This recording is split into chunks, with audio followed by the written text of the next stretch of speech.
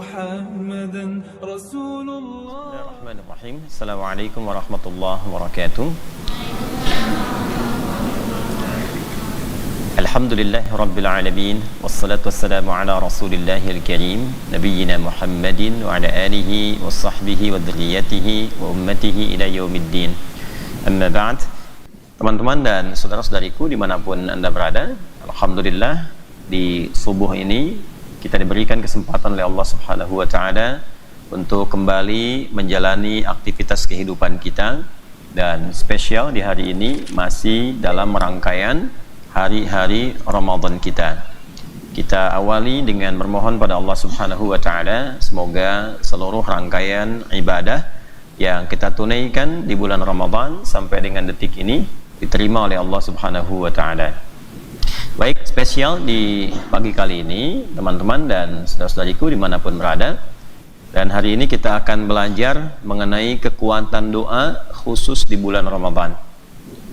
Apa istimewanya doa di bulan Ramadan, doa apa yang dipanjatkan, apa yang bisa kita dapatkan kalau kita bisa berdoa dengan khusyuk dan baik di bulan Ramadan. Untuk itu kita akan coba memulai dulu dengan membacakan satu ayat di rangkaian ayat-ayat Ramadan. Nanti kita akan bahas mengapa ayat ini salah satunya ada di rangkaian ayat-ayat Ramadan. InsyaAllah yang akan dibacakan adalah Al-Quran surah kedua Al-Baqarah di ayat 186. Baik teman-teman dan pemirsa dimanapun berada, surah kedua Al-Baqarah ayat 186 adalah satu di antara rangkaian paket ayat-ayat Ramadan. Jadi kalau kita membuka Al-Quran dan mempelajari tentang ayat-ayat Ramadan, kebanyakan orang Islam saat ini mengetahui dan memahami bahwa ayat Ramadan itu terfokus di satu ayat saja, yaitu Al-Baqarah ayat 183. Padahal kalau kita kemudian mengkaji lebih dalam, ternyata ayat-ayat Ramadan itu satu paket rangkaian. Ayat 183, 184, 185, 186 dan sampai 187.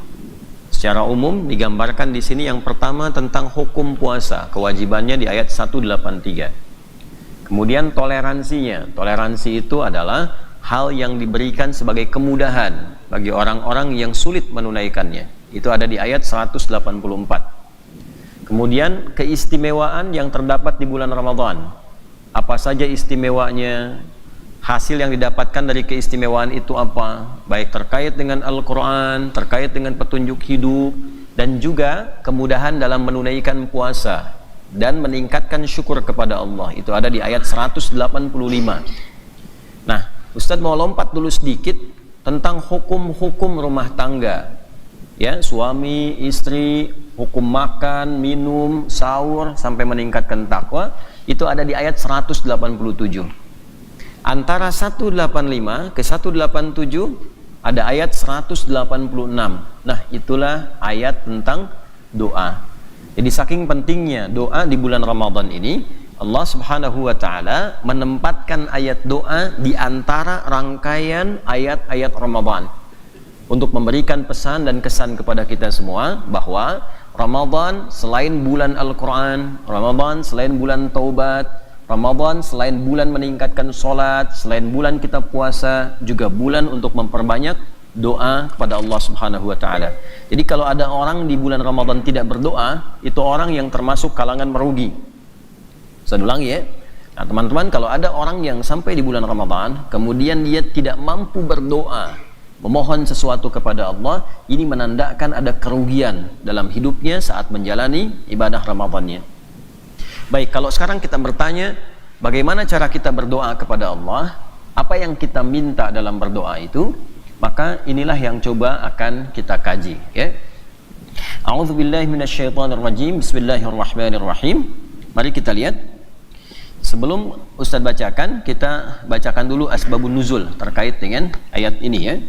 Baik, diriwayatkan dari sahabat Muawiyah ya bin Haidah bahwa suatu ketika seorang Arab Badui mendatangi Rasulullah SAW dan bertanya kepada beliau perihal sifat Allah, apakah Allah itu dekat sehingga kami memohon kepadanya dengan lirih, atau Allah itu jauh sehingga kami memohon kepada Allah dengan berseru.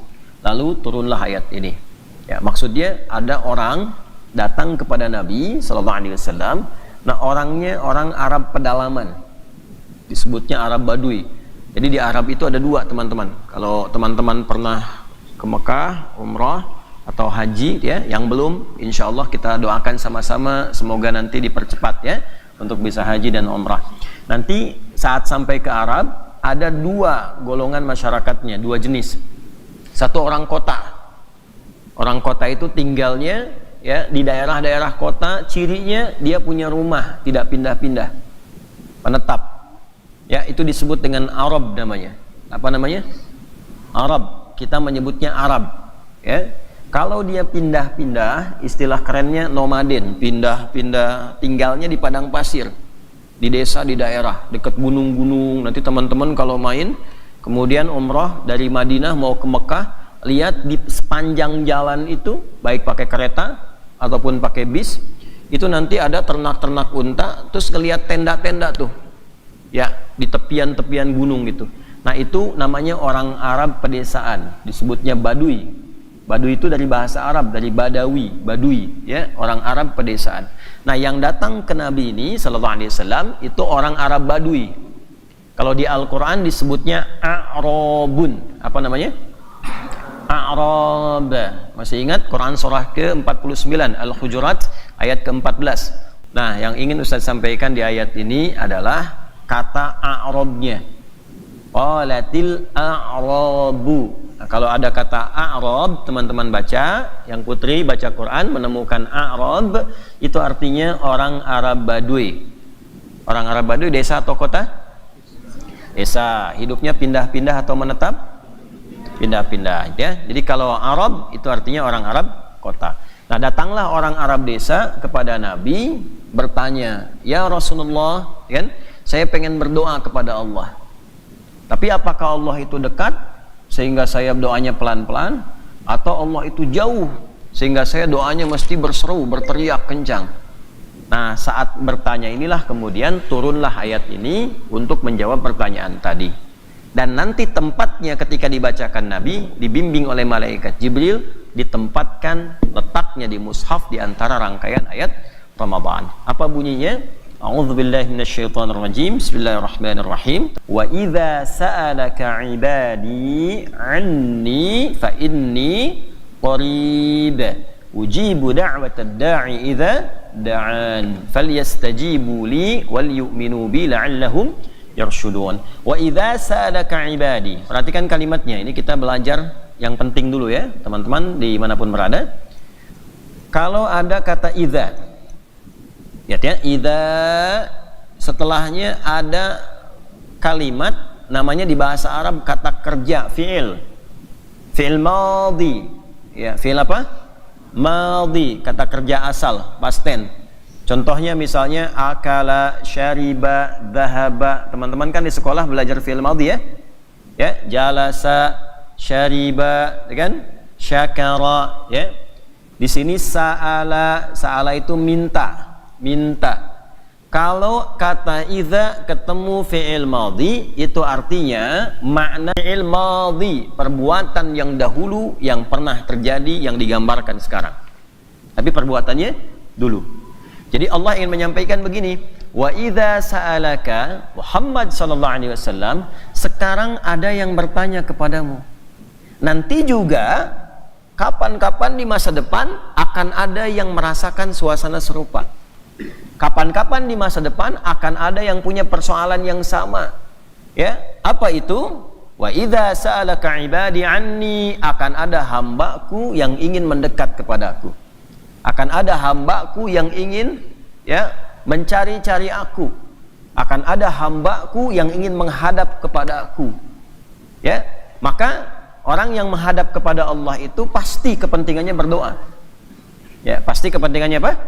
Berdoa. Tidak ada satupun hamba yang ingin menghadap Allah kecuali berdoa. Karena itu kita punya ibadah namanya sholat.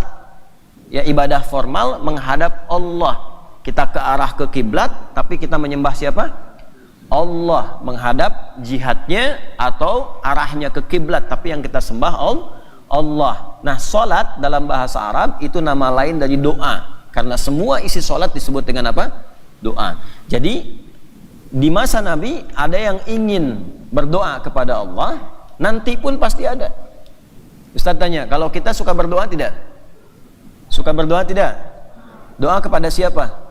Allah. Jadi bukan hanya di masa Nabi orang Arab Badui, ya, setelah Nabi meninggal pun pedomannya masih ada, ajarannya masih ada, sampai kapanpun pasti akan ada yang berdoa kepada Allah. Karena itulah jawaban dari Allah sangat sempurna dari kata idza pakai sa'ala. Sekarang ada yang minta ingin berdoa, nanti pun pasti ada yang berdoa lagi. Paham sampai sini? Nah, kalau kita ingin berdoa kepada Allah, bagaimana caranya? Nah, ayatnya langsung menjelaskan kepada kita, Allah tidak, perhatikan, dibatasi dengan jarak.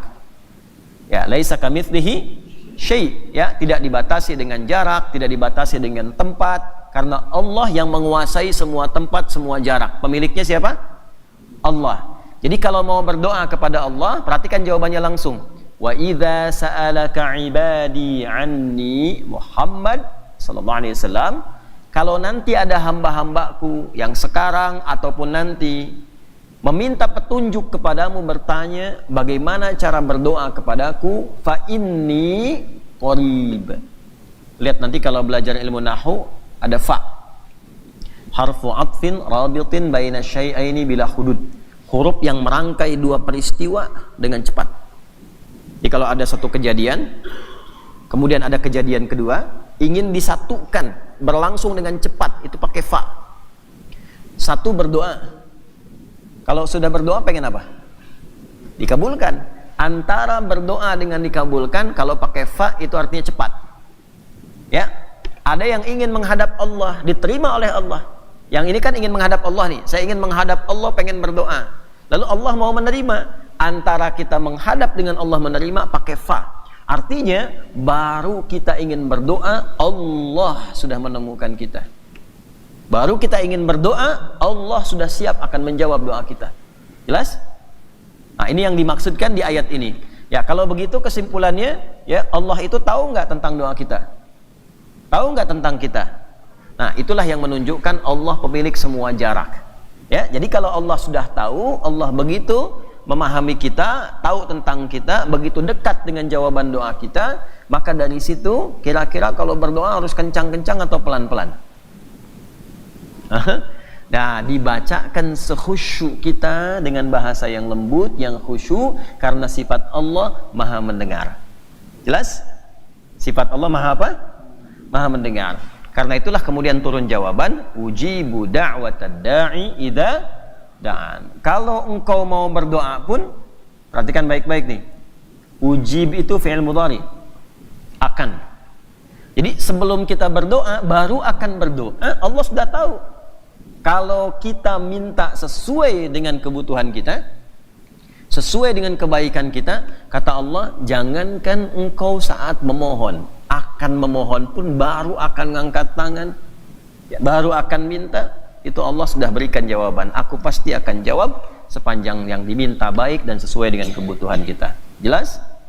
Ustaz ingin sampaikan bahwa sebab ayat ini turun ingin menunjukkan, ingat Ustaz berikan kaidah terutama teman-teman yang para asatidzah, ya.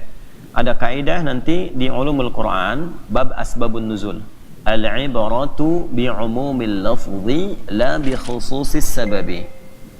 Hukum itu berlaku dengan keumuman lafaznya, bukan dikhususkan karena sebabnya. Sebab ayat ini turun karena orang tanya. Pertanyaannya boleh jadi di luar Ramadan. Tapi ketika ditempatkan ayatnya dalam rangkaian ayat Ramadan, maka berlaku al-ibaratu bi'umumil lafzi. Hukumnya berlaku terkait keumuman lafadznya. Di mana lafadznya ditempatkan? Dalam rangkaian ayat Ramadan. Ketika Allah tempatkan ayat ini dalam rangkaian ayat Ramadan, seakan memberikan pesan bahwa kalau biasa kita berdoa di luar Ramadan, maka saat Ramadan doa itu lebih istimewa lagi. Jelas? Itu maksudnya. Jadi selain Ramadan pun kita berdoa. Saya tanya, kalau teman-teman mau ujian, berdoa nggak malamnya? Ya? Sebelum makan berdoa enggak? Berpakaian berdoa enggak? Nah, teman-teman dimanapun berada, di luar Ramadan pun kita berdoa. Tapi ketika ayat ini ditempatkan oleh Allah dalam rangkaian ayat Ramadan, seakan memberi kesan bahwa Ramadan berbeda. Ramadan doanya istimewa.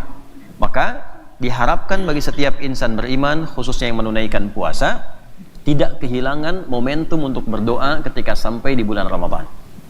Ya, sekarang kita pada intinya, bagaimana cara berdoa di bulan Ramadan dan siapa sajakah yang kemungkinan akan berdoa saat masuk khususnya bulan Ramadan.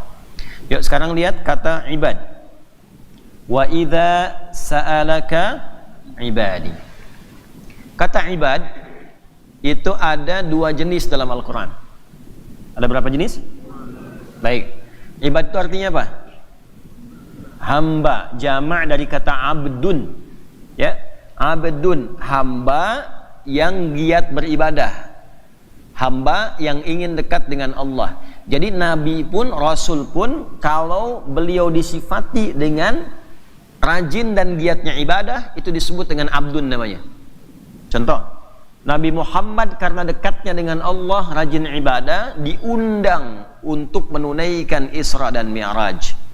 Saat menunaikan Isra Mi'raj itu, panggilannya, undangannya tidak menyebut Nabi, tidak menyebut Rasul, tapi menyebut sifat hambanya. Abdun, ya. Siapa yang hafal Quran surah 17 Al-Isra ayat 1? Subhanalladzi asra bi'abdihi, bukan bi rasulihi, bukan bi nabihi, bi abdihi. Nah, abdun jamannya ibad. Jadi ketika doa di sini disebut dengan ibad, wa idza sa'alaka ibadi, ini menunjukkan berdoa pun termasuk bagian dari ibadah. Jelas ya? Saya ulangi nih, kalau ibad jamak dari kata abdun dimasukkan di sini bagian dari nama untuk yang berdoa disebut dengan ibad, ini menunjukkan doa termasuk apa? Ibadah. Tolong teman-teman fokus di sini ya, dan teman-teman saudara-saudariku dimanapun berada, tolong highlight kalimat ini. Doa diisyaratkan dalam ayat ini termasuk bagian dari ibadah. Innalladzina yastakbiruna an ibadati, orang-orang yang sombong tidak mau ibadah kepadaku. Ibadah di sini yang dimaksudkan doa. Jadi doa disebut dengan apa? Ibadah. Yang Ustaz mau tanya begini, kalau ibadah ada adabnya tidak? Salat itu ibadah bukan? Ada adabnya tidak? Ada aturannya? Boleh nggak ngobrol waktu salat? Boleh nggak bicara waktu salat? Makan waktu salat? Nah, perhatikan baik-baik, ini rahasianya. Karena doa itu disifati ibadah, maka kalau berdoa harus digunakan adabnya. Jangan sembarangan. Ya. Kapan mengangkat tangan? Bagaimana cara mengangkatnya? Bagaimana memohonnya? Apakah menghadap kiblat atau tidak menghadap kiblat? Kalau doanya ingin cepat dikabulkan, maka gunakan adab-adab doa. Yang kita bahas saat ini itu belum sampai ke adab doa, kita akan bahas dulu jenis orang berdoanya. Nanti di akhir atau di sesi berikutnya kita akan bahas tentang adab berdoa supaya doanya cepat dikabulkan Allah. Jelas? 1. Jenis ibad yang pertama jika disebutkan dalam Al-Quran adalah orang soleh yang ingin semakin dekat dengan Allah. 1 orang siapa? Orang soleh yang ingin dekat dengan Allah. Dia sholat, pengen nambah sholatnya supaya dekat Allah. Dia baca Quran, pengen nambah bacaan dan hafalan Qurannya supaya makin dekat dengan Allah. Nah, ini kalau orang ini semakin ingin dekat Allah dan dia saleh, itu disebut dengan ibad. Nanti kalau sudah semakin dekat, dia dekat dengan sifat Allah yang maha penyayang. Jadi kalau sudah dekat dengan Allah, sifat sayang Allah diturunkan, Allah makin sayang. Nah, teman-teman kalau sholatnya rajin, Allah makin sayang. Kalau bacaan Qurannya makin semangat, hafalan makin banyak, Allah makin sayang. Kalau Allah sudah makin sayang, dibukalah oleh Allah semua kemudahan untuk hidup kita. Nih, ujung kepala nih ya, peci, sampai kaki, kaos kaki, sepatu, itu bisa nggak beli. Nanti Allah kirimkan. Hambanya si fulan kirim peci, hamba si fulan kirim kacamata, hamba si fulan kirim baju. Itu dalam sebulan, makanan bisa dikirimkan, bisa tidak beli. Seperti Sayyidah Maryam. Tahu Sayyidah Maryam? Ya, coba yang hafal Ali Imran ayat ke-37. Nanti pertemuan berikutnya Putri boleh dikasih mic-nya ya. Ya, masih ingat? Fataqabbalaha rabbuha biqabulin wa ambataha nabatan wa kaffalaha. Perhatikan, kullama dakhala 'alaiha zakariyal wajada 'indaha qala ya maryamu anna qalat huwa min indillah innallaha yarzuqu man yasha bighairi hisab. Maryam enggak pernah beli. Setiap kali ingin makan, pamannya mengantarkan Nabi Zakaria, sudah ada makanan. Pengen buah, sudah ada buah. Bukan musim anggur, ada anggur. Bukan musim jeruk, ada jeruk. Kita semalam pengen mangga, bukan musim mangga, nggak ada mangga. Hampir kita jalan keluar kan bareng-bareng. Ya, kita bilang tetangga, punten dapat mangga gitu ya. Tapi karena bukan musimnya nggak dapat kita mangga. Ya, tapi kalau Allah mau itu bisa dapat. Semakin dekat. Ini Ustaz tanya, kalian di sini kurang lebih ini sudah hampir 13 hari di sini. Ustaz tanya, coba lihat, makannya beli nggak? Enggak. Minumnya beli nggak? Enggak. Buahnya beli nggak? Cemilannya beli nggak? Bajunya nyuci sendiri apa dilondriin? Yang kasih siapa? Kalau kalian tidak mendekat kepada Allah di sini, tidak niat ibadah, pengen dekat sama Allah, belum tentu dapat itu. Ya, tuh kita pengen duren, nggak beli, tiba-tiba ada yang ngantar duren ke sini. Ya, enak gak durennya kemarin? Hah? Manis gak? Manis. Orang pengen duku beli, kita tiba-tiba diantar duku ke sini. Ya, nggak minta, dukunya datang. Makanannya enak nggak? Sahurnya enak nggak?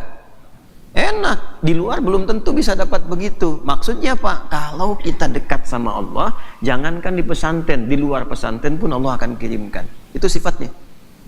Nah, kalau sudah dekat, yang memberi kepada kita siapa? Allah. Sifat Allah yang memberi di dunia tanpa batas namanya Rahman. Apa namanya? Nah, orang yang sering ibadah sehingga dekat dengan Allah, sering sholat, minta sama Allah, maka disifati namanya ibadur Rahman. Kalau sudah ibadur Rahman, dekat dengan Allah, semua dibuka, dan yang pertama Allah berikan, dirubah dulu hambanya menjadi baik karena dia dekat dengan Allah. Ya, itulah yang dimaksud Quran surah ke-25 teman-teman sekalian di ayat ke-63. Ya, surah Al-Furqan ayat berapa? 63. Wa ibadur rahmanil ladzina yamshuna 'alal ardi hauna wa idza khatabahumul jahiluna qalu salama. Ibadur Rahman, kapan seorang hamba disebut dengan ibadur Rahman? Salah satu sifatnya sifat hamba ibadah berdoa, Rahman sifat Allah yang mengabulkan permohonan doa. Tuh. Di mana ditemukan? Quran surah 17 ayat 110. Nanti kalau ngajinya sudah bagus, hafalan Qurannya bagus, nanti insya Allah diberikan ilmu lebih dari ustaz, jadi bisa merangkai, ya Allah berikan anugerah supaya tahu ayatnya kemana, karena tidak mudah begitu. Ya, Al-Isra ayat 110. Qulid'ullaha awid'ur rahman ayyamma tad'u falahul asmaul husna. Kalau kalian punya masalah, kalian pengen sesuatu, kata Allah, minta kepadaku, sebut namanya Allah atau Ar-Rahman. Qulid'ullah awid'ur Rahman. Ibad, minta sama Allah. Begitu minta sama Allah, diberi oleh Allah dengan sifat Rahmannya. Jelas? Nah, kalau dia minta sama Allah, diberikan sifat Rahman, maka yang pertama terjadi pada dirinya, semakin banyak berdoa, semakin banyak mendekat kepada Allah, Allah rubah dirinya menjadi yang baik dulu. Di ciri kalau ingin dikabulkan doa itu, yang pertama, dan ciri terkabulnya doa, doa itu merubah kita menjadi semakin baik. Nah, itu sebelum dikabulkan permintaan kitanya. Jadi kalau kita ingin minta sama Allah, jadi baik dulu. Yang kedua, ciri orang berhasil diterima doa itu oleh Allah, cirinya dia berubah menjadi baik. Itu dulu. Ya Allah, pengen sepeda, ya Allah, pengen sepeda, ya Allah, gitu kan? Pengen sepeda, ya Allah. Nah, sebelum dikasih sepeda, kalau teman-teman ingin tahu bagaimana tandanya kita dijawab doanya oleh Allah, yang pertama adalah perubahan diri kita terjadi. Kita berubah jadi baik dulu. Ya, doanya tidak putus asa, terus minta. Yang kedua, sholatnya makin rajin. Makanya kalau malam sekali sholat belum terjawab, tapi merubah kita makin baik, sholatnya makin rajin, baca Qurannya makin banyak, itu tandanya doa kita diterima Allah, nanti pada saatnya langsung Allah kabulkan. Tiba-tiba ya Allah sepeda, dikirimkan mobil misalnya.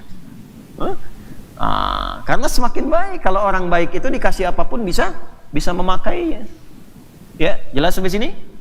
Nah, itulah ciri yang pertama, yaitu hamba Allah yang soleh. Di Ramadan, ini golongan yang pertama. Tinggal kita lihat kita masuk yang mana. Ya, kalau ingin jadi hamba Allah yang soleh, yang baik, dan merasa sudah baik, maka tandai dengan tingkatkan doa. Habis tarawih malam berdoa, habis sahur berdoa, sekarang puasa banyak doa, buka berdoa, tingkatkan doa. Ini golongan pertama. Yang terakhir sebagai penutup, jika disebutkan ibad, maka yang kedua adalah menunjuk pada hamba yang salah. Hamba yang apa?